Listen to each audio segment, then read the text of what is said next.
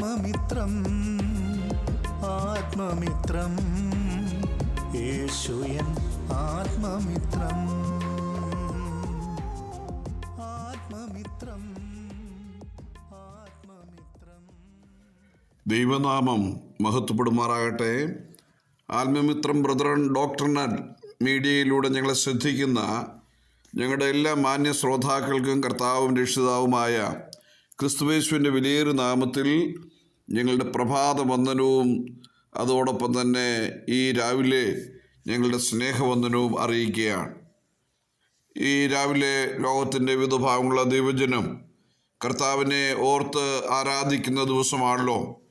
നമുക്കൊന്നിച്ച് കർത്താവിനെ ഓർക്കുന്നതും നമ്മുടെ ആത്മീയ ജീവിതത്തെ ഒന്ന് വിചിന്തനം ചെയ്യുന്നതും ദൈവജനവുമായിട്ട് നമുക്ക് നമ്മുടെ ജീവിതത്തെ ഒന്ന് താരതമ്യപ്പെടുത്തി ആലയത്തിലേക്ക് ആരാധനയ്ക്ക് പോകുന്നത് ഉചിതമായിരിക്കും എന്ന് ചിന്തിച്ച് നമുക്ക് ആമോസിൻ്റെ പ്രവചനം 5-ാം അധ്യായത്തിൻ്റെ 4 മുതൽ 15 വരെയുള്ള ഭാഗത്ത് ദൈവത്തിൻ്റെ ഒരു വിലയേറിയ മുന്നറിയിപ്പ് ഓർപ്പിക്കുകയാണ്. അവിടുന്ന് നമുക്ക് കാണാൻ കഴിയുന്നത് ഇസ്രായേൽ ജനം ദൈവത്തിൽ നിന്ന് അകന്ന് തിന്മയിലേക്ക് പോയി. അതുകൊണ്ട് ആ തിന്മയിൽ നിന്ന് മടങ്ങി വരിക എന്നുള്ളതായ ഒരു ശീർഷകത്തോടെ ഇന്ന് രാവിലത്തെ ഈ പ്രഭാത ചിന്ത നമ്മൾ ആരംഭിക്കുകയാണ്. കഴിഞ്ഞ കാലങ്ങളിൽ നമ്മൾ കണ്ടിരുന്നതും നമ്മൾ ഉണ്ടായിരുന്നതുമായ ധാരാളം ഗുണവിശേഷങ്ങൾ നഷ്ടമായിരിക്കുന്നു. അതിലേക്കൊരു മടങ്ങിവരവ് അനിവാര്യമായിരിക്കുന്നു എന്നുള്ളത് ഈ പുതുവർഷം 2025 നമ്മോട് ദൈവത്തിൻ്റെ ആത്മാവ് ആ വിഷയം ഒന്ന് ഓർപ്പിക്കുകയാണ്. നാം ഒരു പുതിയ ജീവിതത്തിലേക്ക് ഒരു പുതുവർഷത്തിൻ്റെ പുതിയ ജീവിതത്തിലേക്ക് കടക്കുകയാണല്ലോ. അതുകൊണ്ട് കഴിഞ്ഞ കാലങ്ങളിൽ നമ്മൾ കണ്ടിരുന്നതും നമ്മളുണ്ടായിരുന്നതുമായ ധാരാളം ഗുണവിശേഷങ്ങൾ നഷ്ടമായിരിക്കുന്നെങ്കിൽ അതെന്തുകൊണ്ട് നഷ്ടമായി എന്നുള്ളൊരു ചിന്ത നടത്തി നമുക്ക് ഈ പുതുവർഷത്തിൽ നാം മടങ്ങി ദൈവസന്നിധിയിലേക്ക് ദൈവ വഴിയിലേക്ക് വരേണ്ടത് ആവശ്യമാണ്. ഇസ്രായേലിന് മുന്നറിയിപ്പ് നൽകേണ്ടതിന് വേണ്ടി ദൈവം ഉപയോഗിച്ച പ്രവാചകന്മാരിൽ ഒരുവനായിരുന്നു ആമോസ്. ആമോസിൻ്റെ കാലത്ത് ദേശത്ത് ന്യായമില്ലായ്മ ചൂണ്ടിക്കാണിക്കുകയാണ്. അതുകൊണ്ട് ദൈവത്തിൻ്റെ സന്ദേശം, ദൈവത്തിൻ്റെ മുന്നറിയിപ്പ് എന്ന് പറഞ്ഞ് മടങ്ങി വരിക എന്നുള്ളതാണ്. അതുകൊണ്ട് ദൈവത്തിൽ നിന്നുള്ളതായ ഈ അകൽച്ച ദൈവത്തിലേക്ക് വരാതെ അവരുടെ ജീവിതത്തിൽ ഒരിക്കലും നന്മകളും അനുഗ്രഹങ്ങളും പ്രാപിക്കുവാൻ കഴിയില്ല എന്നുള്ളതായ ഒരു സത്യം നമ്മെ ഓർപ്പിക്കുകയാണ്.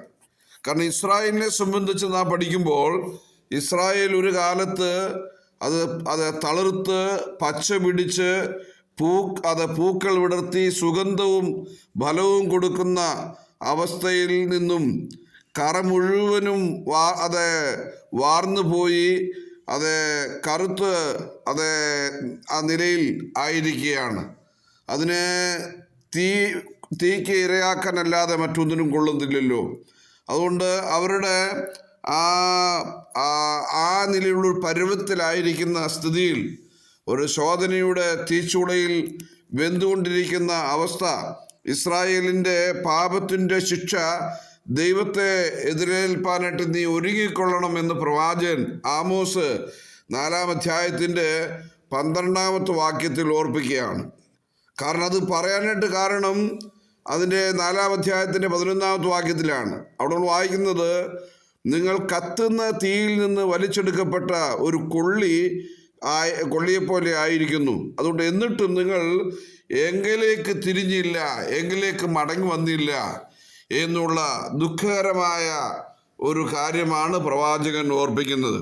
അതുകൊണ്ട് ഈ സന്ദേശം കേൾക്കുന്ന ദൈവജനം നമ്മുടെ കഴിഞ്ഞ കാല നാളുകളിൽ നാം എങ്ങനെയായിരുന്നു തളർത്തു നിന്നത്, എങ്ങനെയായിരുന്നു പച്ച പിടിച്ചു നിന്നത്, എങ്ങനെയാണ് പൂക്കൾ വിടർത്തി സുഗന്ധം പരത്തിയും ഫലങ്ങൾ കൊടുത്തും ഇരുന്നത്. ആ അവസ്ഥയിൽ നിന്നെല്ലാം കറ മുഴുവനും പോയി കറുത്തുണങ്ങി എന്ത് ചെയ്തിരിക്കുന്നു, വിരണ്ടിരിക്കുകയാണ്. അതുകൊണ്ട് ആ ഒരു സ്ഥിതിയിൽ നിന്നും നമ്മളൊരു പുനരുദ്ധാരണം ഉണ്ടാകണം എന്നാണ് ദൈവം ആഗ്രഹിക്കുന്നത്. അതുകൊണ്ട് നമുക്ക് നമ്മുടെ ദൈവത്തെ എതിരേൽക്കുന്നതിന് വേണ്ടി ഒരുങ്ങുവാൻ ദൈവത്തിൻ്റെ അടുക്കലേക്ക് വരുവാൻ ദൈവവചനം ധ്യാനിക്കുന്നതും ചിന്തിക്കുന്നതും നന്നായിരിക്കും.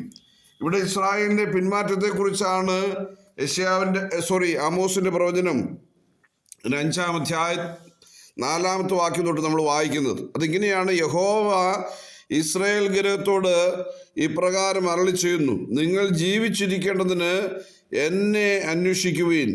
ബേഥേലിനെ അന്വേഷിക്കരുത്, ഗിൽഗാൽ ചെല്ലരുത്, ബേർഷേബയിലേക്ക് കടക്കുകയും അരുത്. ഗിൽഗാൽ പ്രവാസത്തിലേക്ക് അത് പോകേണ്ടി വരും എന്നുള്ളതായ ഇത്യാദി കാര്യങ്ങൾ ഇവിടെ നമ്മെ ഓർപ്പിക്കുകയാണ്. പ്രിയപ്പെട്ടവരെ, നമ്മോടുള്ള ദൈവത്തിൻ്റെ ആലോചന എന്താണ്? പ്രവാചകൻ നമ്മെ ഓർപ്പിക്കുകയാണ്, ഈ മുകളിൽ പറഞ്ഞതായ ഗിൽഗാലിലേക്ക് പോകരുത്, ബേഥേലിലേക്ക് പോകരുതെന്ന് പറയുകയാണ്. ഒരു കാലത്ത് അത് വളരെ പ്രയോജനമുള്ള സ്ഥലമായിരുന്നു. എന്നാൽ ഇന്ന് ആ സ്ഥലത്തേക്ക് പോകാതിരിക്കാനായിട്ട് ദൈവം എന്തുകൊണ്ടാണ് ആ കാര്യം പറയുന്നത് എന്ന് നാം ചിന്തിക്കേണ്ടതായിട്ടുണ്ട്. എന്നാൽ ഇത് ഞാൻ ആ ഭാഗത്തേക്ക് കടക്കാനായിട്ട് ആഗ്രഹിക്കുന്നില്ല. അതുകൊണ്ട് ഇവിടെ നമ്മൾ വായിച്ചു വരുന്നതായ വിഷയം, ചിന്തിച്ചു വരുന്ന വിഷയം, അത് ദൈവത്തിൽ നിന്നുള്ള ഒരു അകൽച്ച ഇസ്രായേലിനുണ്ടായി എന്നുള്ളതാണ്. അത് പഠിക്കണമെങ്കിൽ ഇതിൻ്റെ പുറകിലെ പുസ്തകമായ ഹോശേയുടെ പുസ്തകത്തിലേക്ക് വരണം. ഹോശേയുടെ പുസ്തകം 4-ാം അധ്യായത്തിൻ്റെ 1 മുതൽ 8 വരെയുള്ള ഭാഗങ്ങൾ നമ്മൾ പഠിക്കുമ്പോൾ അവിടെ ദൈവത്തിൽ നിന്നുള്ള അവരുടെ അകൽച്ചയെ കാണാണ്ട് കഴിയും. കാരണം ദൈവം കാരണം കൂടാതെ ശിക്ഷിക്കുന്നവനല്ല എന്നുള്ള സത്യം എന്തു ചെയ്യണം? നാം മനസ്സിലാക്കണം. അതുകൊണ്ട് അവൻ്റെ ന്യായവിധികൾ നേരുള്ളവ തന്നെയാണ്.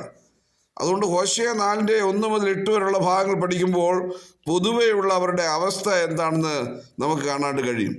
എന്താണ് അവരുടെ പൊതുവെയുള്ള അവസ്ഥ എന്ന് നിങ്ങളൊന്ന് വായിച്ചു നോക്കിയാൽ അറിയാം. അവർക്കെന്തില്ല, ഈ പകൽ സമയത്ത് ഇടറി വീഴും, പ്രവാചകനും നിന്നോടുകൂടെ രാത്രിയിൽ ഇടറി വീഴും, നിന്റെ അമ്മയെ ഞാൻ നശിപ്പിക്കും, പരിജ്ഞാനമില്ലായകൽ എൻ്റെ ജനം നശിച്ചു പോകുന്നു എന്നിവിടെ ഓർപ്പിക്കുകയാണ്. അതുകൊണ്ട് ഇവിടെ ഇസ്രായേലിനെ സംബന്ധിച്ച് പറയുന്നതായ ഒരു കാര്യം, അവരെ എന്ത് ചെയ്തു? അവർ ദൈവത്തിൽ നിന്ന് അകന്നു പോകുവാനായിട്ട് ഇടയായി തീർന്നു. അത് ദൈവത്തെക്കുറിച്ചുള്ളതായ പരിജ്ഞാനത്തിലേക്ക് വന്നവർ ആ പരിജ്ഞാനം വിട്ട് ദൈവകൃപയിൽ നിന്നും അകന്നു പോകുന്നതിൻ്റെ ഒരു ചിത്രം നമുക്കിവിടെ കാണാണ്ട് കഴിയും. ഒരു കാലത്ത് ബിലെയാം പ്രവാചകൻ ഇസ്രായേലിനെ നോക്കി പറഞ്ഞ സാക്ഷ്യം എന്തായിരുന്നു? ജാതികളോട് ഇടകലർന്നില്ല. ഇതാ തനിച്ചു പാർക്കുന്ന ഒരു ജനം ജാതികളോട് ഇടകലരുന്നില്ല. സംഖ്യ 23-ന്റെ 9-ാമത്തെ വാക്യം. എന്നാൽ ഇന്ന് ജാതികളുമായിട്ട് ഇടകലർന്ന് എന്ത് ചെയ്തു? അവർ ദൈവത്തിൽ നിന്ന് അകന്നു പോയിരിക്കുകയാണ്. ഇവിടെ 4-ാം അധ്യായം നമ്മൾ പഠിക്കുമ്പോൾ ജനത്തിന് നാശത്തിനുള്ള കാരണം എന്താണ്? ഒന്ന്, അവരുടെ പരിജ്ഞാനം നഷ്ടപ്പെട്ടു പോയി. പരിജ്ഞാനമില്ലായല്ലോ ഈ ജനം നശിച്ചു പോകുന്നത്. പരിജ്ഞാനം ത്യജിക്കൊണ്ട് നീ എനിക്ക് പുരോഹിതനായിരിക്കാതെ വണ്ണം ഞാൻ നിന്നെയും ത്യജിക്കും. നീ നിന്റെ ദൈവത്തിൻ്റെ ന്യായപ്രമാണം മറന്നു കളഞ്ഞുകൊണ്ട് ഞാനും നിങ്ങളെ മറക്കും. നോക്കുക, ഒന്ന്, അവർക്ക് സംഭവിച്ചത് പരിജ്ഞാനമില്ലായകയാൽ എന്ന് പറഞ്ഞാൽ പരിജ്ഞാനം നഷ്ടപ്പെടുത്തി. ദൈവത്തിൻ്റെ വചനത്തെ എന്ത് ചെയ്തു? അവര് പുറകിലെറിഞ്ഞു കളഞ്ഞു. അതുകൊണ്ട് ഇവിടെ നമുക്ക് മനസ്സിലാക്കുന്നു, ഉപജീവനത്തിനായി എന്തും ചെയ്യാമെന്ന് അവർ ചിന്തിച്ച് ഓരോ മാർഗത്തിലേക്ക് തിരിയാനായിട്ട് ഇടയായി തീർന്നു. ദൈവകൃപയിൽ നിന്നും അന്യപ്പെടുത്തുന്ന ഒരു തൊഴിലും നാം എടുക്കാൻ പാടില്ല. നമ്മൾ വായിക്കുന്നത്, ശലോമിയെ വരിക എൻ്റെ പ്രിയെ, ചേലഴും സ്വർലോക സുന്ദരിയെ, ബാങ്കുകൾ, ചിട്ടികൾ, കമ്പനികൾ, അങ്ങനെയുള്ളതായ കാര്യങ്ങളൊക്കെ എന്ത് ചെയ്യാണ്? ഇതെല്ലാം കളിഷോടതികളെല്ലാം എന്ത് ചെയ്യാണ്? ഇതെല്ലാം വിട്ടേച്ച് നീ വരിക എന്നാണ് പറയുന്നത്. പ്രിയപ്പെട്ടവരെ, എത്ര അനുഗ്രഹിക്കപ്പെട്ടതായ പാട്ടാണ് നാം പാടാറുള്ളത്, അല്ലേ? അതുകൊണ്ട് നാടകശാലകളും മറ്റിതര കാര്യങ്ങളും ഇവയെല്ലാം എന്ത് ചെയ്യാം? എന്നിവയോർത്ത് നീ താമസിച്ചിടല്ലേ ശാലോമിയെ എന്നാ പറയുന്നു. ജീവിതമായ കാര്യങ്ങളെല്ലാം ഇന്ന് വർദ്ധിച്ചു വരുന്നതുകൊണ്ട് മനുഷ്യന്റെ ഹൃദയം മുഴുവൻ ഇതിൻ്റെ അകത്തായിരിക്കുകയാണ്. അതുകൊണ്ട് അതിൽ നിന്ന് നിനക്കൊരു മാനസാന്തരം ഉണ്ടാകേണ്ടത് വളരെ ആവശ്യമാണെന്ന് പറയുകയാണ്. മറ്റൊരു കാര്യം നാം അവരെ കുറിച്ച് നമ്മൾ പഠിച്ചു കഴിഞ്ഞാൽ 4-ാം അധ്യായത്തിൻ്റെ 6 മുതൽ 10 വരെയുള്ള ഭാഗം പഠിച്ചു കഴിയുമ്പോൾ അവർക്ക് വർധനമില്ല എന്നുള്ളതാണ്. ഒന്ന്, ജനത്തിന് നാശത്തിനുള്ള കാരണം പരിജ്ഞാനമില്ല. പരിജ്ഞാനമില്ലാത്തതുകൊണ്ട് ദൈവത്തിൽ നിന്ന് അകന്നു പോയിരിക്കുന്നു. വചനത്തെ അവർ വലിച്ചെറിഞ്ഞിരിക്കുന്നു. രണ്ട്, അവരെ കുറിച്ച് പറയുന്നത് അവർക്ക് പ്രോഗ്രസ് ഇല്ല, വർധനമില്ല എന്നാണ്. എന്താ അതിൻ്റെ കാര്യം? ഇസ്രായേൽ മക്കള് അത് എന്ത് ചെയ്തു? ഇസ്രായേൽ മക്കളെ സംബന്ധിച്ചും നമുക്ക് മനസ്സിലാക്കാൻ കഴിയുന്നത് അവര് ധാരാളം അനുഗ്രഹങ്ങൾക്ക് ഉടമകളായിരുന്നു. പക്ഷെ ഇപ്പോൾ അവർക്ക് എന്തില്ല? വർധനവില്ല എന്നാ വായിക്കുന്നത്. എന്നാൽ ഇസ്രായേൽ അവരുടെ പ്രാരംഭകാലത്തെ കുറിച്ചൊന്ന് ചിന്തിച്ചു നോക്കിയേ. 70 പേര് പോയി 400 വർഷം കഴിഞ്ഞപ്പോൾ 6 ലക്ഷത്തിലധികം ആളുകളായി. സ്വന്തം ദേശം, രാജാവ്, മിലിറ്ററി, അതുപോലെ തന്നെ വെപ്പൺസ്, ആയുധങ്ങൾ എല്ലാം ഉണ്ട്. എന്നാൽ എന്തില്ല? ഇന്നിപ്പോൾ സാറ്റിസ്ഫാക്ഷൻ ഇല്ല, ഇന്നിപ്പോൾ പ്രോഗ്രസ് ഇല്ല, വർധനവില്ല, തൃപ്തിയില്ല. അതിൻ്റെ കാരണം എന്തറിയാമോ? നീ യഹോവയെ വിട്ടു എന്നുള്ളതാണ്. 127 സങ്കീർത്തനത്തിൻ്റെ 1-ാമത്തെ വാക്യവും അത് തന്നെയാണ് നമ്മെ ഓർപ്പിക്കുന്നത്. യഹോവയെ വിട്ടു നടക്കുന്നവനെ, യഹോവയെ മറക്കുന്നവനെ ഓർത്തുകൊള്ളുക എന്ന സങ്കീർത്തനത്തിൽ വായിക്കുന്നുണ്ട്. ഞാൻ നിന്നെ കീറിക്കളയും, വിടിപ്പാനായിട്ട് ആരും ഉണ്ടായിരിക്കുകയില്ല. അതുകൊണ്ട് സങ്കീർത്തനക്കാരൻ അത് പറയുന്നത് 127 1-ാമത്തെ വാക്യത്തിൽ ആ കാര്യം നമ്മെ ഓർപ്പിക്കുകയാണ്. എന്താണ് അവിടെ പറയുന്നത്? പ്രവാചകൻ പറയുന്നത്, യഹോവ വീട് പണിയാതിരുന്നാൽ പണിയുന്നവർ വൃഥാ അധ്വാനിക്കുന്നു. അപ്പോൾ യഹോവ വീട് പണിയാതിരുന്നാൽ പണിയുന്നവർ വൃഥാ അധ്വാനിക്കുകയാണ്. അപ്പോൾ യഹോവ വീട് പണിയണം. അപ്പോൾ ഒന്ന്, ഇവർക്ക് സംഭവിച്ചിരുന്ന പരാജയം എന്ന് പറയുന്നത് യഹോവയെ വിട്ടു. അതുകൊണ്ട് ഇവർക്ക് എന്തില്ല? ഇവർക്ക് വർധനവില്ല. ഓശയ 4-10 വാക്യം നമ്മൾ വായിക്കുന്നു, അവർ ഭക്ഷിച്ചാലും തൃപ്തി പ്രാപിക്കുകയില്ല, അവർ സ്ത്രീ സംഘം ചെയ്താലും പെരുകുകയില്ല, യഹോവയെ കൂട്ടാക്കുന്നത് അവർ വിട്ടുകളഞ്ഞല്ലോ. പ്രിയപ്പെട്ടവർ, ഇവിടെ നമുക്ക് മനസ്സിലാക്കാൻ കഴിയുന്നത് അവരെന്ത് ചെയ്തു? അവര് ഭക്ഷിച്ചാലും അവർക്ക് തൃപ്തി വരുന്നില്ല, അവർക്ക് എന്തില്ല? അവർ സ്ത്രീ സംഘം ചെയ്താലും അവർ പെരുകിയില്ല, യഹോവയെ കൂട്ടാക്കുന്നത് അവർ വിട്ടുകളഞ്ഞുവല്ലോ. നോക്ക്, യഹോവയെ കൂട്ടാക്കാതിരിക്കുന്നു എന്നുള്ളൊരു പദപ്രയോഗം. യഹോവയെ ഗവനിക്കാതിരിക്കുന്നത്, യഹോവയെ ആദരിക്കാതിരിക്കുന്നത്, യഹോവയെ മറക്കുന്നത്, ദൈവത്തെ മറക്കുന്നത് എത്ര വലിയ ഗൗരവമുള്ള വിഷയമാണ്. അതുകൊണ്ട് യഹോവയെ മറന്ന പ്രവാചകനെ നമ്മൾ വായിക്കുന്നത് 1 രാജാ 13-ാം അധ്യായത്തിൽ എന്ത് ചെയ്തു? ഒരു സിംഹം അവനെതിരായിട്ട് വന്ന് അവനെ അടിച്ചു കൊന്നുകളഞ്ഞു എന്ന് വായിക്കുന്നു. 1 രാജാ 13-ാം അധ്യായത്തിൻ്റെ 26-ാമത്തെ വാക്യം തൊട്ട് താഴോട്ട് വായിച്ചാൽ അറിയാം. അവൻ യഹോവയുടെ വചനം മറുത്ത പുരുഷനെന്നാണ് വായിക്കുന്നത്. അതുകൊണ്ട് ഞാനും നിങ്ങളും വളരെ ശ്രദ്ധിക്കേണ്ട ഒരു കാര്യം, അത് നമ്മൾ ആരാണെന്നുള്ളതല്ലേ. ഞാനും നിങ്ങളും ദൈവത്തിൻ്റെ വചനം മറുത്താൽ ആ മറുത്തതായ നമ്മുടെ മേൽ ദൈവത്തിൻ്റെ ശിക്ഷാവിധി വരും. അതുകൊണ്ട് ബഥേലിൽ നിന്ന്, യഹൂദയിൽ നിന്ന്, ഈ ബഥേലിലും ദാനിലും കാളക്കുട്ടിയെ വെച്ച് യൊരോബിയാം രാജാവ് എന്ത് ചെയ്തു? ആരാധിച്ചുകൊണ്ടിരിക്കുകയാണ്. അതിനെതിരായിട്ട് പറയാൻ പോയ പ്രവാചകനോട് പറഞ്ഞത്, നീ അവിടെ ചെല്ലുമ്പോൾ അത് നിന്നെപ്പോലെ തന്നെ ഒരു പ്രവാചകൻ നിനക്കെതിരുപെടും. അവൻ പറയും, നീ വീട്ടിൽ വന്ന് ഒരു അപ്പം തിന്നെ ഇച്ചിരി വെള്ളം കുടിച്ചൊക്കെ പോകാം, ഞാനും നിന്നെ പോലെയുള്ളവനാന്ന് പറയും. പക്ഷെ നീ എന്ത് ചെയ്യരുത്? നീ പോകരുതെന്ന് പറഞ്ഞു. അങ്ങനെ എന്ത് ചെയ്തു? അവൻ ദൈവത്തിൻ്റെ വചനം വിട്ടു, യഹോവയെ വിട്ടു. അപ്പോൾ യഹോവയെ കൂട്ടാക്കുന്നത് എന്ത് ചെയ്തു? അതെ, അവര് യഹോവയെ കൂട്ടാക്കുന്നില്ല. അതുകൊണ്ട് യഹോവയെ കൂട്ടാക്കാതെ യഹോവയെ വിട്ടുകളയുന്നത് ദൈവത്തിൻ്റെ ശിക്ഷയ്ക്ക് കാരണമായി തീരും. ആ പ്രവാചകൻ എന്ത് ചെയ്തു? ഒരു സിംഹം വന്ന് അടിച്ച് കൊന്നതായിട്ട് നമ്മൾ വായിക്കുന്നു. അവൻ്റെ മാംസം ഭക്ഷിച്ചതായിട്ടോ അവൻ സഞ്ചരിച്ചു വന്നതായ ആ കഴുതയെ കൊന്നതായിട്ടൊന്നും നമ്മൾ വായിക്കുന്നില്ല. അതെല്ലാം എന്ത് ചെയ്യാണ്? അത് അവിടെ നിൽക്കുകയാണ്, ജീവനോടെ നിൽക്കുകയാണ്. ഇതെന്തിനെ കാണിക്കുന്നു? ദൈവത്തിൻ്റെ വചനം ഞാനും നിങ്ങളും ഉപേക്ഷിച്ചാൽ, വിട്ടുകളഞ്ഞാൽ അതിൻ്റെ തിക്ത അനുഭവം നമ്മുടെ ജീവിതത്തിൽ അനുഭവിക്കേണ്ടി വരും.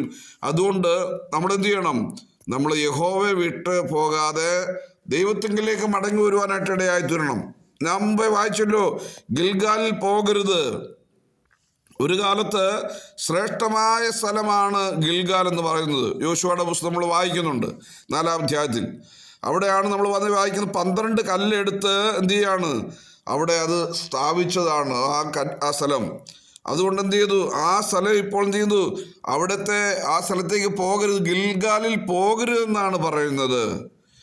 അവിടെ വായിക്കുന്നത് ബഥാവൻ, മുമ്പ് ബഥേലായിരുന്നു, ആ ബഥേലിലേക്ക് പോകരുതെന്ന് പറയുന്നു. ഇപ്പോഴെന്തുവാണ്?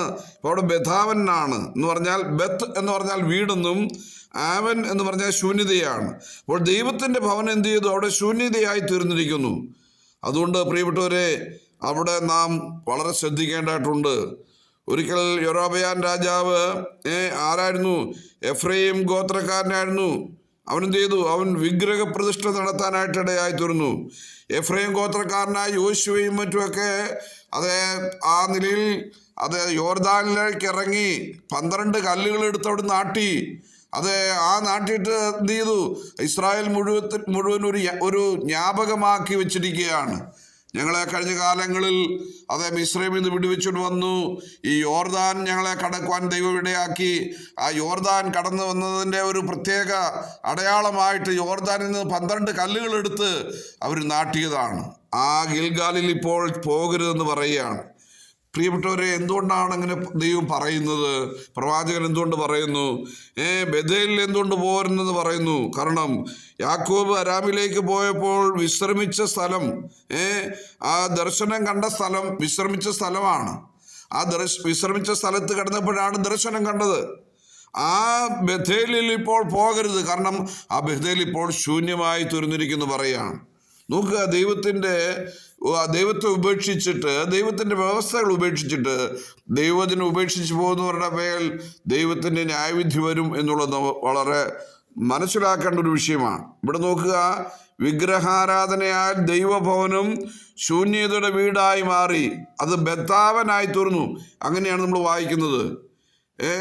ബേഥേൽ ഇപ്പോൾ ബെഥാവനായി തീർന്നു, ശൂന്യതയുടെ ഭവനമായി തീർന്നു.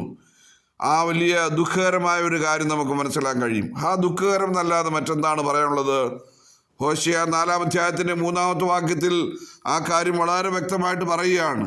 എന്താണ്? അതുകൊണ്ട് ദേശം ദുഃഖിക്കുന്നു, അതിലെ സകല നിവാസികളും, വയലിലെ മൃഗങ്ങളും ആകാശത്തിലെ പറവുകളും ക്ഷീണിച്ചു പോകുന്നു, സമുദ്രത്തിലെ മത്സ്യങ്ങളും ഇല്ലാതെയാകുന്നു.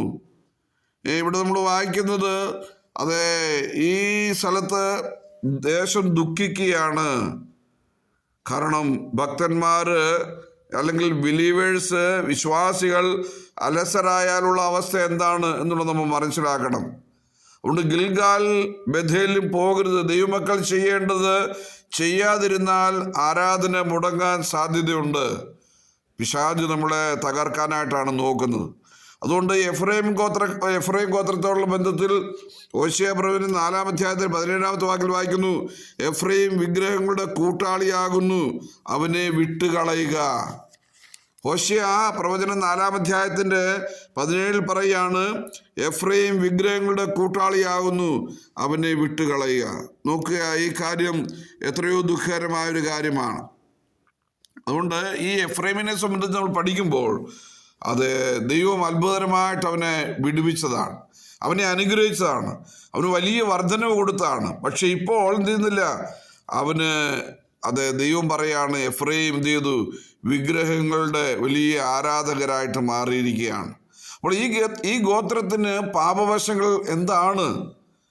ഇതുവരെ അധപ്പതിക്കുവാൻ കാരണം എന്താണ് എന്നുള്ളത് നാം ചിന്തിക്കേണ്ടതായിട്ടുണ്ട്. അവർക്ക് വർധനവ് ഇല്ല എന്നുള്ളതാണ്. അവർ ഫ്രൂട്ട്ഫുള്ളായി തീരുന്നില്ല. എന്താ അതിൻ്റെ കാര്യം? നമ്മൾ വായിക്കുന്നത് യോസേഫിനുണ്ടായ 2 മക്കളാണ്, എഫ്രൈം മനശ്ശെയും. അപ്പോൾ ആ എഫ്രൈം മനശ്ശെയെ സംബന്ധിച്ച് പഠിക്കുമ്പോൾ ഈ എഫ്രൈം നമ്മൾ വായിക്കുന്നത് അവൻ്റെ ജനനത്തെങ്കിൽ അവന് എന്തെങ്കിലും ഭൂമിയിലോട്ട് വരാനായിട്ട് ബലമില്ലായിരുന്നു, അല്ലെ ശക്തിയില്ലായിരുന്നു. ഹോശേയ 13-ാമത്തെ വാക്കിൽ വായിക്കുന്നുണ്ട്. അങ്ങനെ ജനനത്തെങ്കിൽ ഗർഭദ്വാരത്തെങ്കിൽ വെച്ച് അവനെ പ്രസവിക്കാനായിട്ട് സാധിക്കാത്ത ഒരു സ്ഥിതി അവനുണ്ടായിരുന്നു. എന്നാൽ ദൈവം എന്ത് ചെയ്തു? ദൈവം അവന് ഈ ഭൂമിയിലേക്ക് വീഴാനുള്ള ക്രമീകരണങ്ങളെല്ലാം ചെയ്തു കൊടുത്തു. ദൈവം അവനെ വലിയവനാക്കി തീർക്കുവാനിടയായി. എന്നാൽ എന്ത് ചെയ്തു? പിന്നീട് നമ്മൾ വായിക്കുന്നത് ദൈവം അവനെ അനുഗ്രഹിച്ച് വലിയവനാക്കി തീർത്തു. എന്നാൽ ഇസ്രായേൽ എന്ത് ചെയ്തു? ഈ എഫ്രൈം എന്ത് ചെയ്തു? എഫ്രൈം ദൈവത്തെ വിട്ട് മാറാനായിട്ടിടയായി. അവൻ്റെ ഒന്നുമില്ലായ്മയിൽ അവനെ സഹായിച്ചു. അവനെ പ്രസവിച്ചു വീഴാനായിട്ട് അവന് ശക്തിയില്ലാത്തപ്പോൾ ദൈവം അവനെ സഹായിച്ചു. എല്ലാ നന്മകളും അനുഗ്രഹങ്ങളും നൽകി. മറ്റു ഗോത്രങ്ങളെക്കാൾ കൂടുതൽ അനുഗ്രഹങ്ങൾ നൽകി. അവൻ്റെ സഹോദരനായിരിക്കും മനശ്ശെയേക്കാൾ കൂടുതൽ അനുഗ്രഹം നൽകി. എന്നാൽ എന്ത് ചെയ്തു? ഇവിടെ അവരെ സംബന്ധിച്ച് നമ്മൾ പഠിക്കുമ്പോൾ അവർ ദൈവഭയമില്ലാത്തവരായിട്ട് മാറാനായിട്ട് ഇടയായി തീർന്നു. പ്രിയപ്പെട്ടവരെ, ദൈവത്തോടുകൂടെ ഒരു കാലത്ത് വസിച്ചവർ, ദൈവിക കാര്യങ്ങൾ മോദിച്ചവർ ഇന്ന് ദൈവത്തെ വിട്ടു പോയിരിക്കുന്നു. അതുകൊണ്ടെന്നില്ല അവർക്ക് വർധനമില്ല എന്നാണ് നമ്മൾ വായിക്കുന്നത്. വർധനമില്ലാത്ത ഒരു സ്ഥിതി നമുക്ക് കാണാണ്ട് കഴിയും. നോക്കുക, ഇവിടെ എഫ്രൈം അവരുടെ തലവന്മാരെ കുറിച്ച് പഠിക്കുമ്പോൾ അത് പുസ്തകത്തിൽ നമുക്ക് കാണാണ്ട് കഴിയും. അവരെത്രയോ അനുഗ്രഹിക്കപ്പെട്ടവരായി, ഗോത്രങ്ങൾ ഏറ്റവും ശ്രേഷ്ഠമാണ്. പക്ഷേ ദൈവത്തിൽ നിന്ന് അവർ അന്യപ്പെട്ടു. അവരുടെ അവസ്ഥ ഹോശേയ 4:13 വരെയുള്ള ചാപ്റ്ററുകളിൽ കാണാണ്ട് കഴിയും. വിസ്താര ഭയത്താൽ ഞാനത് ഓർപ്പിക്കുവാനായിട്ട് ആഗ്രഹിക്കുന്നില്ല. ദൈവകൃപയിൽ നിന്നും പടിപടിയായിട്ട് അവർ വീഴുകയായിരുന്നു. നമുക്കറിയാം, വീഴ്ചയ്ക്ക് മുമ്പാണ് നെഗളം എന്നാണ് എഴുതി വച്ചിരിക്കുന്നത്. അതുകൊണ്ട് വീഴ്ചയ്ക്ക് മുമ്പ് നെഗളം. ദൈവകൃപയിൽ നിന്നും പടിപടിയായിട്ട് എന്ത് ചെയ്തു? അവർ വീഴുകയാണ്. എഫ്രൈമിനെ സംബന്ധിച്ച് പഠിക്കുമ്പോൾ അവർ ലജ്ജിതനായി തീരുമെന്ന് ഹോശേയ പ്രവചനം 10-ാം അധ്യായത്തിൻ്റെ 6, 7, 14 വാക്യങ്ങൾ വായിക്കുന്നുണ്ട്.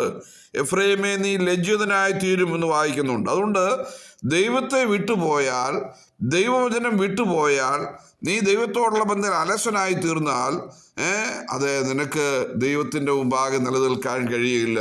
ഭക്തജനങ്ങൾ അല്ലെങ്കിൽ വിശ്വാസികൾ അലസരായുള്ള അവസ്ഥകളെ കുറിച്ചാണ് നമുക്കിവിടെ കാണാണ്ട് കഴിയുന്നത്. അതുകൊണ്ട് ദൈവമക്കൾ ചെയ്യേണ്ടത് ചെയ്യാതിരുന്നാൽ പല കാര്യങ്ങളും ദൈവിക കാര്യങ്ങളിൽ മുടക്കമുണ്ടാകാനുള്ള സാധ്യതയുണ്ടെന്ന് നമ്മെ ഓർപ്പിക്കുകയാണ്. മറ്റൊരു കാര്യം നമുക്ക് മനസ്സിലാക്കാൻ കഴിയുന്നത്, ഇവർ ദൈവത്തെ ഏറ്റവും കൈപ്പോടെ കോപിപ്പിച്ചെന്ന് വായിക്കുന്നു. ഇവർ ദൈവവചനത്തെ മറികടന്നു പോയി. ദൈവത്തെ എന്ത് ചെയ്തു? ഉപേക്ഷിച്ചു. മാത്രമല്ല, ഈ ഹോശേയയുടെ പുസ്തകം 12-ാം അധ്യായത്തിൻ്റെ 14-ാമത്തെ വാക്യം നമ്മൾ വായിക്കുമ്പോൾ അവിടെ നമുക്ക് കാണാണ്ട് കഴിയുന്നത് എന്ത് ചെയ്തു? എഫ്രൈം അവനെ ഏറ്റവും കൈപ്പോടെ കോപിപ്പിച്ചു. ആകയാൽ അവൻ്റെ കർത്താവ് അവൻ്റെ രക്തത്തെ അവൻ്റെ മേൽ വെച്ചേക്കുകയും അവൻ്റെ നിന്ദയ്ക്ക് തക്കവണ്ണം അവന് പകരം കൊടുക്കുകയും ചെയ്യും. നോക്കുക, അവിടെ എഫ്രൈമിനെ കുറിച്ച് പറയുന്നത് എന്തുവാണ്? ദൈവത്തെ ഏറ്റവും കൈപ്പോടെ കോപിപ്പിച്ചു.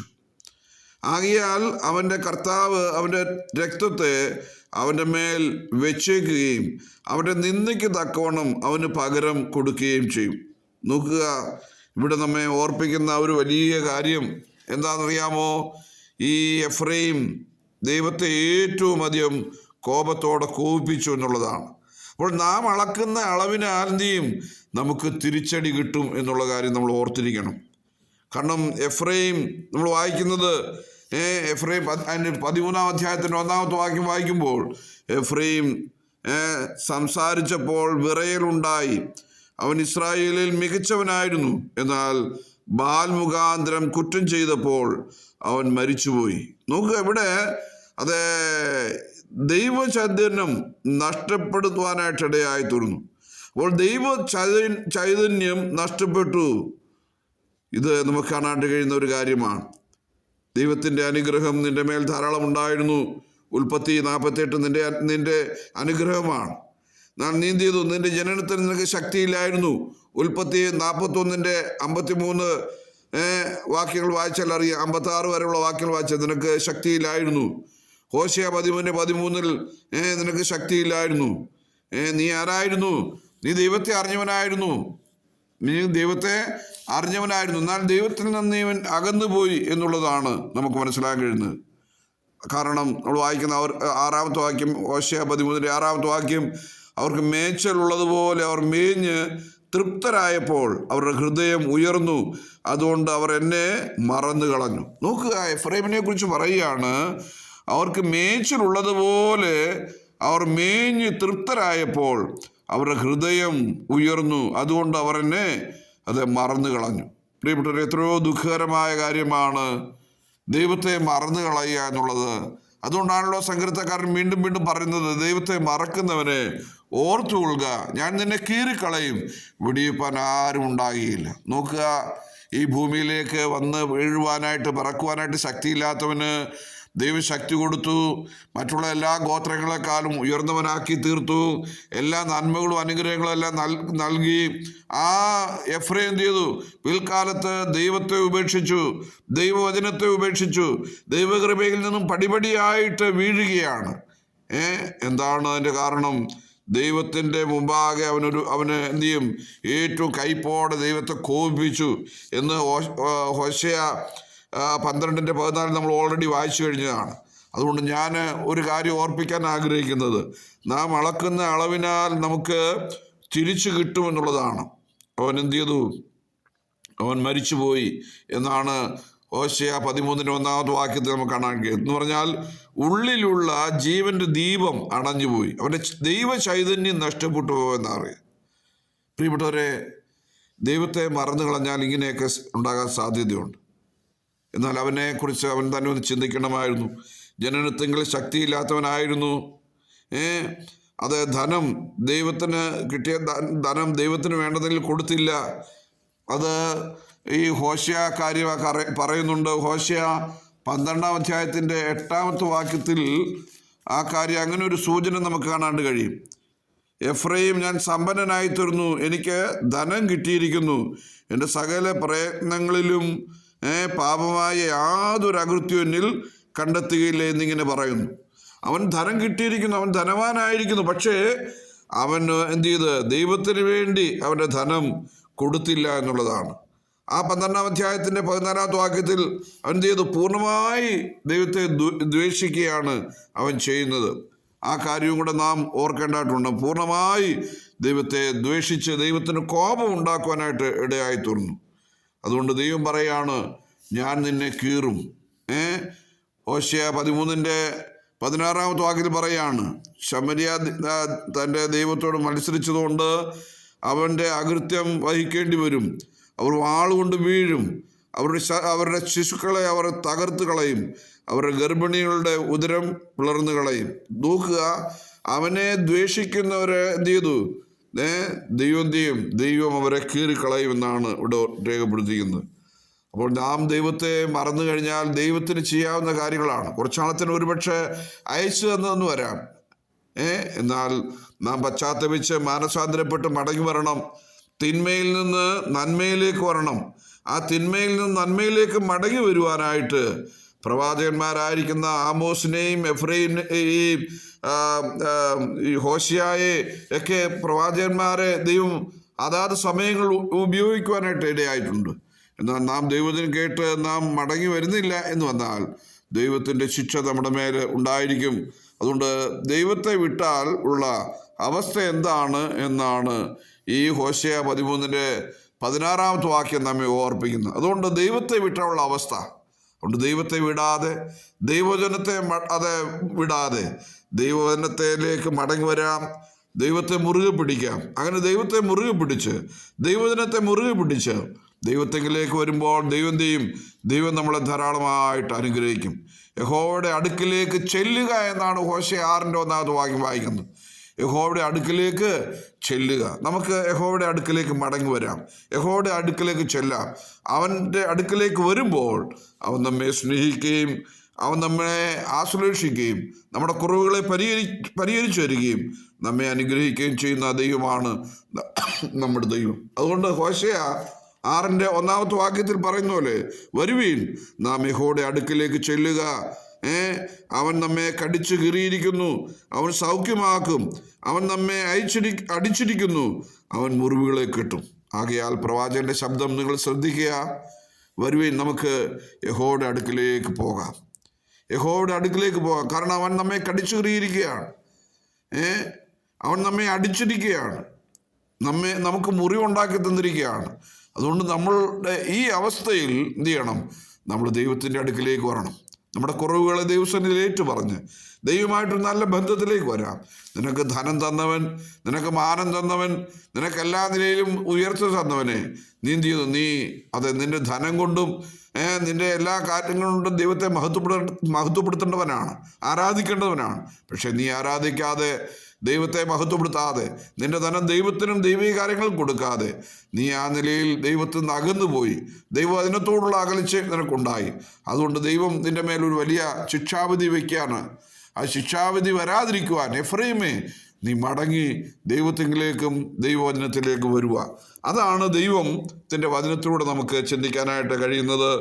ഈ രാവിലെ നാം കേട്ടതായ വചനത്തിൻ്റെ അടിസ്ഥാനത്തിൽ നമുക്ക് നമ്മെ തന്നെ സമർപ്പിക്കാം. കർത്താവേ, എൻ്റെ ജീവിതത്തിൽ ഇങ്ങനെയുള്ള സംഭവ വികാസങ്ങൾ ഉണ്ടായിട്ടുണ്ട്, അതുകൊണ്ട് ഞാൻ മടങ്ങി വരുന്നു എന്ന് പറഞ്ഞ് നമുക്ക് ദൈവത്തിൻ്റെ അടുക്കിലേക്ക് മടങ്ങി വന്ന് ആ തിന്മയെ ഉപേക്ഷിച്ച് നന്മയിലേക്ക് വരുവാൻ കർത്താവ് നമ്മെ സഹായിക്കട്ടെ. അവൻ്റെ വിലയേറിയ നാമം ഇന്നു മുതൽ എന്നേക്കും മഹത്വപ്പെടുമാറാകട്ടെ.